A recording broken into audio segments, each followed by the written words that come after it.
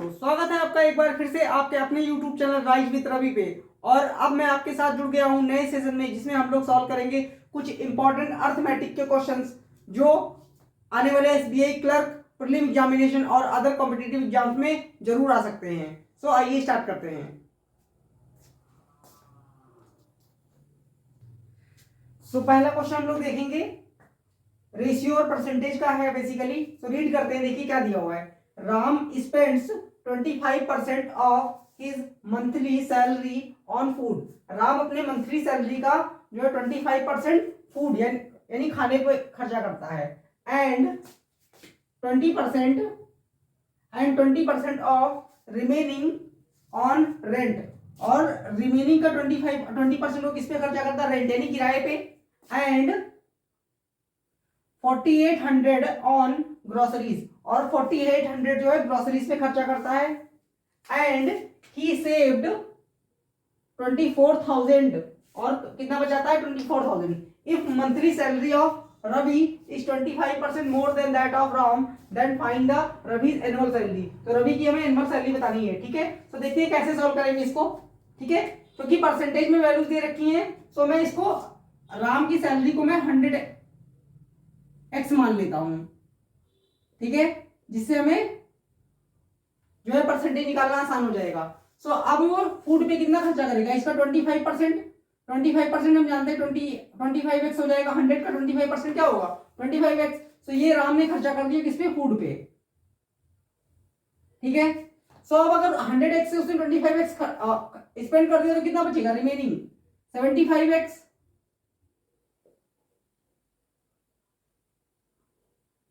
ये बचेगा remaining 75x। 75x का वो 20% खर्च करेगा किस पे? रेंट पे। तो 75 का 20% क्या होगा? 75 इंटू 1/20। इसका मतलब 1/5। मैं यहां निकाल देता हूं, आप लोग देख सकते हैं। 1/5 होता है 20%। 5 से काट देंगे इसको 15 टाइम में। इसका मतलब इसका जो है 20% क्या हो जाएगा? 15। तो यहाँ पे 15 उसने खर्चा कर दिया किसके लिए? रेंट के लिए, ठीक है। और उसने बोला है कि 4800 रुपीज जो है वो खर्चा करता है ग्रोसरीज पे, ठीक है। सो अब रिमेनिंग कितना होगा? रिमेनिंग कितना होगा? 75x से 15x चले गए तो 60x बचा, और इसमें से उसने 4800 ग्रोसरीज पे खर्चा कर दिया, तो 4800 इसमें घटा दीजिए। तो ये जो बच गया ये क्या है? सेविंग है उसकी। ये क्या है? सेविंग्स,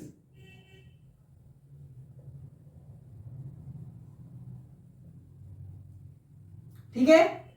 सेविंग्स कितनी हो जाएगी? 60x minus 4800। और क्वेश्चन में क्या दे रखा है? सेव कर रहा है वो 24,000 रुपीज। तो ये किसके इक्वल है? 24,000 के,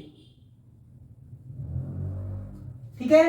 4800 को हम लोग आरएचएस में ट्रांसफर कर देंगे तो क्या बचेगा? 60x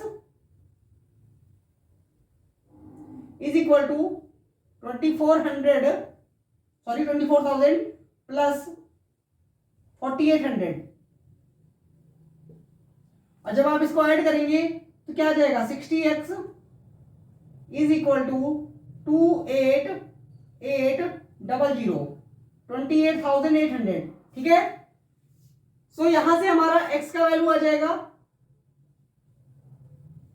28800 upon 60।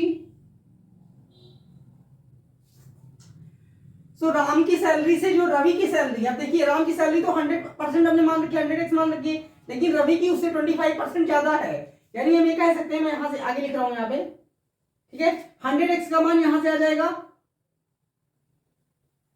28800 अपॉन 60 इंटू 100, ठीक है। सो रवि की सैलरी 25% ज्यादा है। हम जानते हैं 25% क्या होता है? 25% होता है 1/4, 1/4, यानी 4 पे 1 ज्यादा, यानी 5/4 हो जाएगा। तो ये क्या हो जाएगा? 28800 अपॉन 60 इंटू 100, और हमें रवि की सैलरी निकालनी है तो 5/4 हो गया ये, ठीक है। तो यहां से जो हम कैंसिल करेंगे, मैं थोड़ा साइड में लिख रहा हूं, नहीं तो कंफ्यूजन हो जाएगा।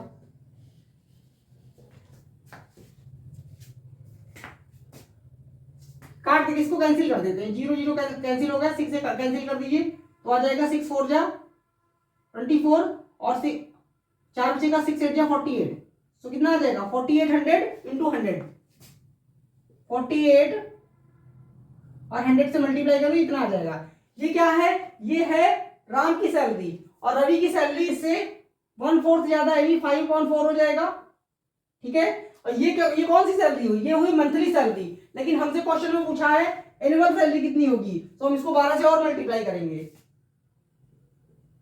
ठीक है, तो बस अब 4 से इसको कैंसिल कर दीजिए, 4 से कट गया 3 टाइम में, और 3 5 जा 15 होता है, 15 से 48 को मल्टीप्लाई करेंगे तो 15 8 जा 120, 12 करिए, 15 4 जा 60 और 12 72, ये आ जाएगा और फॉलोड बाई 30 आ जाएगा। ठीक है, तो इस क्वेश्चन का आंसर क्या हो गया 1 10 100 1000 10,000। ठीक है, कितना हो गया 7,20,000। दैट मींस कौन सा ऑप्शन, ऑप्शन नंबर बी, सी नहीं मार्क करना है, सी देखिए 72,000 देगा मैनुअली। ठीक है, तो ये इस क्वेश्चन का करेक्ट आंसर हो गया। आप लोग अब हम लोग नेक्स्ट क्वेश्चन देखेंगे जो कि बोट्स एंड स्टीम का है। तो रीड करते हैं, देखिए क्या दिया है। The ratio of the speed of boat in still water to speed of river is 8:1, यानी बोट का और रिवर का स्टिल वाटर में स्पीड दे रखा है 8:1 में। A boat takes equal time to cover p kilometre in downstream, p kilometre downstream में जाती है और q किलोमीटर अप स्ट्रीम में जाती है, तो उसको टाइम इक्वल लगता है। ठीक है, if the difference between the distance covered by boat in down stream and up stream is 60 kilometre, यानी दोनों डिस्टेंस के बीच का जो डिफरेंस दे रखा है वो 60 किलोमीटर है, तो find the value of q। तो बेसिकली हमें q की वैल्यू निकालनी है, जो कि अप स्ट्रीम क्या है, डिस्टेंस है, अप स्ट्रीम में चली गई डिस्टेंस है। ठीक है, तो इसको हम लोग सॉल्व करेंगे। ठीक, देखिए हम जानते हैं कि जब डाउन स्ट्रीम जब बोट ट्रेवल करेगी तो उसकी स्पीड क्या, उसकी स्पीड और रिवर की स्पीड जो ऐड हो जाएगी, यानी अगर मैं मान लूं कि बोट की स्पीड है x किलोमीटर पर आवर और रिवर की स्पीड है y किलोमीटर पर आवर, तो डाउन स्ट्रीम स्पीड में क्या होगा x प्लस वाई हो जाएगा। ठीक है, ऐसे अप स्ट्रीम स्पीड में क्या हो जाएगा, अगर बोट की स्पीड x है मानी हमने, तो क्योंकि जब रिवर के अगेंस्ट चलेगी तो रिवर उसका अपोज करेगी, तो x minus y kilometre per hour हो जाएगा। ठीक है, सो हमें रेशियो दे रखा है बोट की स्पीड का और रिवर की स्पीड का, यानी हमें कह सकते हैं x का मान हमें दे रखा है 8 और y का मान हमें दे रखा है 1। ठीक है, ये रेशियो है, लेकिन हम इसको जो है एग्जैक्ट में भी मान के सॉल्व करेंगे तो भी आंसर आ जाएगा। सो मैं मान लेता हूं कि यहां पे क्या हो जाएगा 8 प्लस 1, यहां पे क्या हो जाएगा 8 माइनस 1, यानी 9 और 7, तो यानी हमें डाउन स्ट्रीम की जो स्पीड है वो 7 किलोमीटर पर आवर है और अप स्ट्रीम स्पीड जो है वो 7 किलोमीटर पर आवर है। तो अब उसको वो कह रहा है कि सेम टाइम लग रहा है जब वो p किलोमीटर जाता है डाउन स्ट्रीम में और q किलोमीटर जाता है अप स्ट्रीम में। तो देखिए मैं यहां सॉल्व कर रहा हूं, 9 किलोमीटर पर आवर की स्पीड से अगर वो t टाइम में, लेट्स से t टाइम में जाता है, ठीक है, तो ये डिस्टेंस हो जाएगा स्पीड इनटू टाइम। ठीक है, नेक्स्ट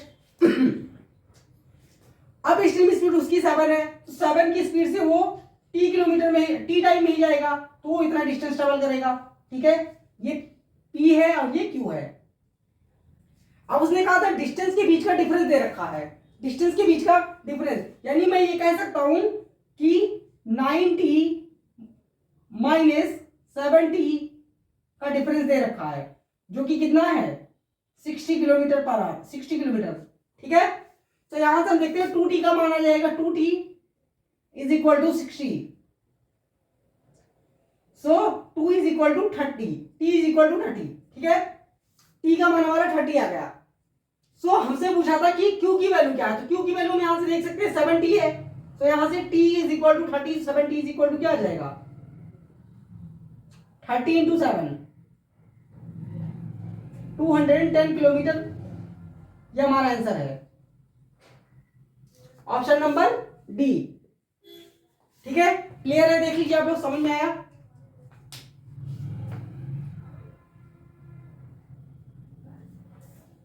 अब अगला क्वेश्चन देखेंगे। अब हम लोग नेक्स्ट क्वेश्चन सॉल्व करेंगे। नेक्स्ट क्वेश्चन जो हमारा है वो टाइम एंड वर्क का है बेसिकली। तो देखते हैं क्या दिया है। A and B together can do the 3/4 of the work in 9 days. ठीक है, ये 9 लिखा हुआ है। And B and C together can complete 2/3 of the work in 11 whole 3/7 days. ठीक है, and A and C can complete 75% of the same work in 10 days. Find the time taken by A alone to complete the work. हमें A का अकेले कितने में ये पूरा काम कर देगा वो टाइम में निकालना है। ठीक है, तो कैसे सॉल्व करेंगे इसको। देखिए A प्लस बी दे रखा है। A प्लस बी जब 3/4 ऑफ द वर्क करते हैं, 3/4 ऑफ द वर्क करते हैं तो उनको कितना टाइम लगेगा, उनको 9 डेज का टाइम लगता है। सो मैं इस 3 से 9 को कैंसिल कर देता हूँ। 3 1 जा 3, 3 जा 9। सो बेसिकली ए एंड 4 को 4 3 जा क्या हो जाएगा, 4 जाएगा तो मल्टीप्लाई हो जाएगा तो 12 आ जाएगा। यानी ए प्लस बी मिलके जो काम करेंगे वो 12 डेज में पूरा वर्क कर देंगे। यहां से हमने निकाल लिया। ठीक है, अब हम देखेंगे बी एंड सी का। इसी तरह बी एंड सी का देखिए, बी सी का दे रखा है। बी एंड सी का देखा 2/3 काम करते हैं।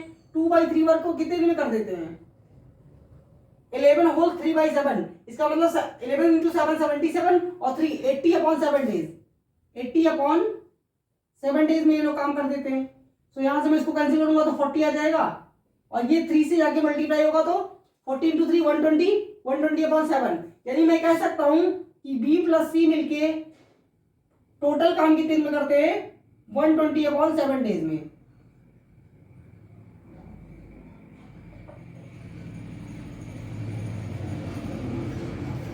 ठीक है, नेक्स्ट आगे क्या दिया है। And A C can complete 75% of the same work. 75% का मतलब क्या होता है, 3/4। 75 on 100 इज इक्वल टू 3/4 होता है। ठीक है, 10 डेज में सारा काम कर देंगे। इसका मतलब मैं ये कह सकता हूं कि ए प्लस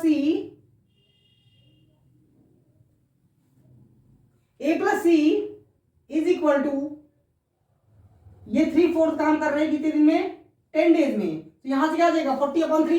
ठीक है, 4 जाके क्रॉस में मल्टीप्लाई हो जाएगा। तो A plus C is equal to 40/3। So अब हम यहां से एलसीएम वाला मेथड लेंगे। एलसीएम ले लीजिए आप 12, 120 एंड 40 का। तो क्या है एलसीएम, 120 होता है। 12 से कैंसिल होगा तो कितना आ जाएगा, 10 टाइम में। ठीक है, और 120 से कट जाएगा, 7 आ जाएगा यहां पर। और 40 से 3 बार में कैंसिल हो जाएगा 120 और 3 3 9 आ जाएगा। ठीक है, तो ये हमारा किसका आ गया, ए प्लस बी का,